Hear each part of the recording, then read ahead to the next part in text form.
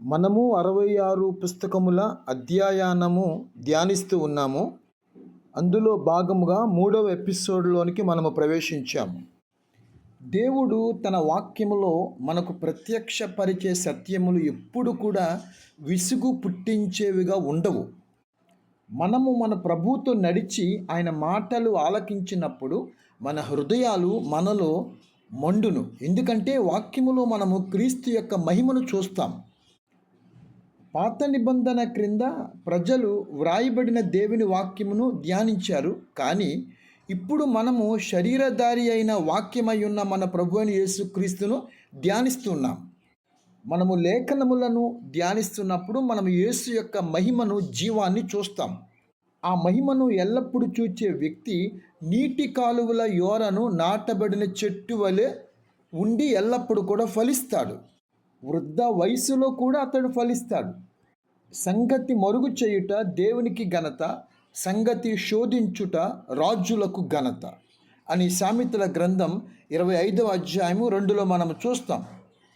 బంగారము, వజ్రాలు భూమి ఉపరితలము నుండి చాలా లోతున, అనేక వేల అడుగుల లోతున దొరుకుతాయి. లేఖనముల విషయం కూడా అంతే. వాటిలో ఉన్న ఐశ్వర్యము లోతులలో మరుగు చేయబడి ఉంటుంది. మనము క్రీస్తులో రాజులము గనుక దేవుని వాక్యములో మరుగు చేయబడి ఉన్న ఆ ధనమును కనుగొనుట మనకు అది గొప్ప ఘనత.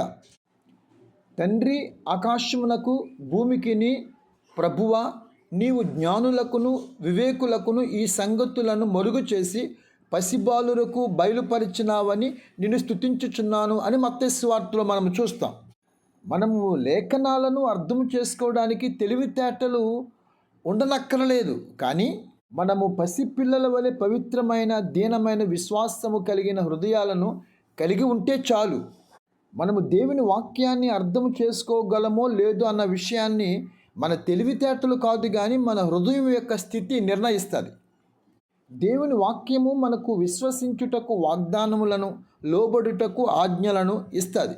మనలను గద్దించే మాటలు, మనకు ఆదరణ ఇచ్చే మాటలు కూడా దానిలో ఉంటాయి. దేవుడు తన నామము కంటే తన వాక్యమును గొప్ప చేసి ఉన్నాడని కీర్తనకారుడు అంటాడు. గనుక మనము దాన్ని తిరస్కరించినా, పట్టించుకోకపోయినా అపరిమితమైన నష్టాన్ని పొందుతాం. గనుక ఈ మాటలను ముందుగా మనము తీసుకొని దేవుని యొక్క వాక్యం యొక్క అధ్యాయానము మనము ప్రారంభిస్తే, చదివితే అది మనకెంతో ఆశీర్వాదము. ఇక్కడితో 66 పుస్తకముల అధ్యాయానంలో 3వ భాగాన్ని నేను పూర్తి చేస్తున్నాను.